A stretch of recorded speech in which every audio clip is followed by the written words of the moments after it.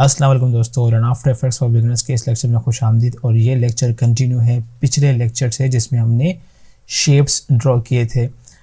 इस लेक्चर में हम शेप्स जो हमने बनाए हुए हैं, जो आप अभी देख भी रहे हैं, हमारे पास एक स्क्वायर है, पॉलीस्टार है और एक पाथ है। इन पर मुख्तलिफ मॉडिफायर अप्लाई करके देखते हैं कि हम किस तरीके से इनके साथ एक अच्छी एनिमेशन या एनिमेशंस बना सकते हैं। सबसे पहले बात करते हैं स्क्वायर की, और मैं इसे अनफोल्ड कर देता हूँ रेक्टेंगल को। आप देख सकते हैं कि इस रेक्टेंगल में हमारे पास स्ट्रोक है और फिल है। फॉर एग्जांपल, अगर आप किसी तरीके से फिल नहीं ड्रॉ कर पाते तो हमारा जो स्क्वायर है वो आप स्ट्रोक की मदद से हम गैस कर पा रहे हैं कि ये एक स्क्वायर है। अगर आप किसी तरीके से फिल आपने डिलीट कर दिया है तो आप ऐड पे क्लिक करके यहाँ फिल पे क्लिक कर देंगे और इस तरीके से आपका फिल जो स्क्वायर है वो फिल हो जाएगा। यहाँ आप अपने फिल को कोई भी कलर दे सकते हैं अपनी मर्ज़ी से। अच्छा, अभी मैं इसको जूम इन कर देता हूँ। अभी चूँकि फिल स्ट्रोक के ऊपर है तो आपको थिकनेस नज़र आ रही है। अगर मैं थिकनेस कम है स्ट्रोक की, अगर मैं इस फिल को नीचे कर दूँ तो फिर स्ट्रोक ऊपर आ जाएगा और अब आप स्ट्रोक की कंप्लीट थिकनेस देख सकते हैं। इस बात का भी ख्याल हम रखेंगे कि हमने जो मॉडिफायर या जो इसे मॉडिफायर कह लें या आप कुछ भी कह सकते हैं, मैं इसको अपनी सहूलत के लिए मॉडिफायर कह रहा हूँ कि जो भी मॉडिफायर आप अप्लाई करते हैं तो उसका ध्यान रखें कि वो किसके ऊपर ओवरलैप कर रहा है, क्योंकि उससे आपकी एनिमेशन और दीगर चीज़ों पे फ़र्क पड़ेगा। अगर हम फिल को फर्दर एक्सप्लोर करें तो आप यहाँ पे उसके कलर को चेंज कर सकते हैं और उसकी ओपेसिटी भी कम या ज़्यादा कर सकते हैं। इसी तरीके से अगर आपने स्ट्रोक डिलीट कर दिया है किसी तरीके से, या आपने स्ट्रोक नहीं लगाया था तो आप स्ट्रोक भी अप्लाई कर सकते हैं। स्ट्रोक की प्रॉपर्टीज़ में कलर है सबसे पहले तो, और उसके बाद स्ट्रोक की विड्थ है। ठीक है, आप स्ट्रोक की ओपेसिटी भी कम या ज़्यादा कर सकते हैं। इसके अलावा अगर आप चाहेंगे, अगर आपके जो स्ट्रोक या जो आपका रेक्टेंगल है या स्क्वायर है वो राउंड हो तो आप राउंड या बेवल कर सकते हैं। ठीक है, मैं इसे राउंड कर देता हूँ। डैशेस, अगर आप चाहते हैं कि आपकी जो स्ट्रोक है वो थिक लाइन ना हो बल्कि डैश हो तो आप वो भी कर सकते हैं। ये देखिए, प्लस करने से डैश हो जाएगा और माइनस करने से अगेन ये एक स्ट्रोक सॉलिड स्ट्रोक बन जाएगा।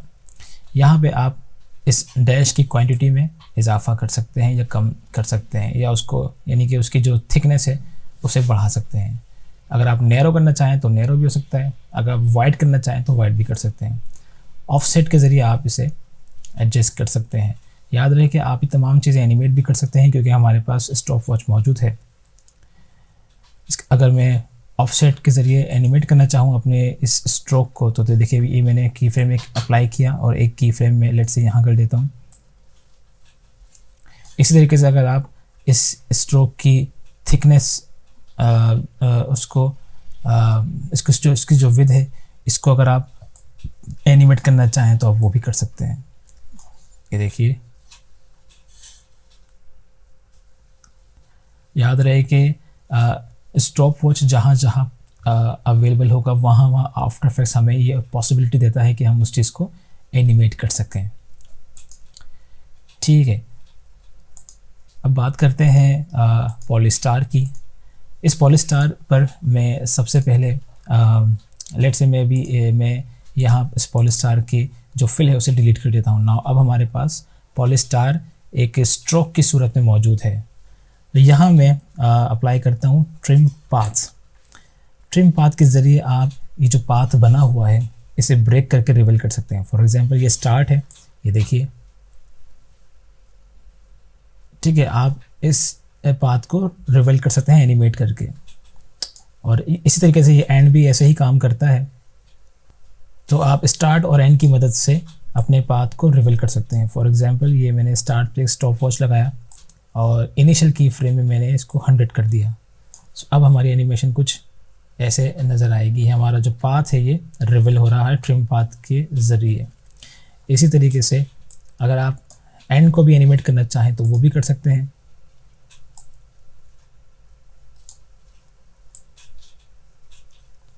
ये अब हमारी एनिमेशन कुछ ऐसे नज़र आएगी।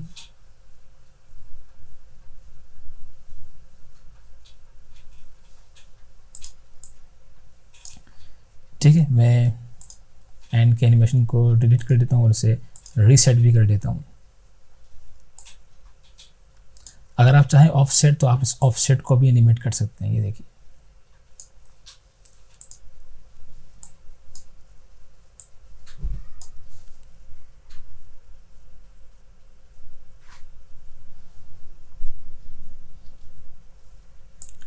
सो ये पॉसिबिलिटी है आप ऑफसेट की मदद से और ट्रिम पाथ की मदद से अपने पाथ को रिवेल और क्लोज कर सकते हैं। मैं ट्रिम पाथ को डिलीट कर देता हूँ। नेक्स्ट मॉडिफायर हमारे पास है ट्विस्ट।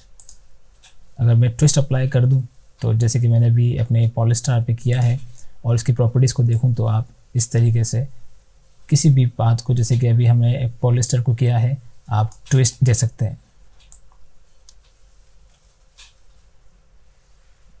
इस मॉडिफायर की मदद से आप वियर्ड एनिमेशन आप बनाना चाहें तो आप वो बना सकते हैं। ठीक है, और याद रहे आप इसे एनिमेट भी कर सकते हैं। मैं इस ट्विस्ट को भी डिलीट कर देता हूँ।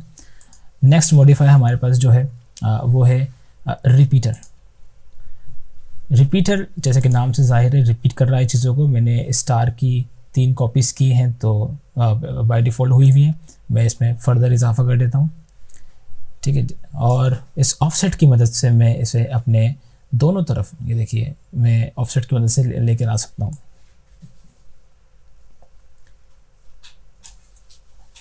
रिपीटर के ट्रांसफॉर्म में मज़ीद आपको ऑप्शन मिलते हैं जिसकी मदद से आप अपनी इस एनिमेशन को जो आप बनाना चाहते हैं उसे और अच्छा कर सकते हैं। फॉर एग्जांपल आप इसे रोटेट कर सकते हैं, जैसे कि अभी आप देख भी सकते हैं। मैं इसे रोटेट कर सकता हूँ और इसका साइज़ छोटा कर सकता हूँ।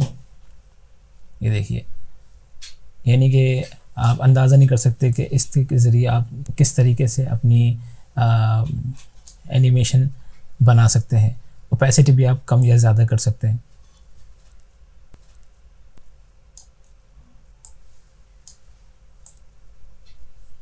ठीक है, आई होप कि आप इस चीज़ को अंडरस्टैंड कर रहे होंगे कि आप इन चीज़ों की मदद से, ट्रांसफॉर्म की मदद से और रिपीटर के अपने ऑप्शंस की मदद से आप अपने पॉलिस्टार के साथ किस तरीके से एनिमेशन दे सकते हैं।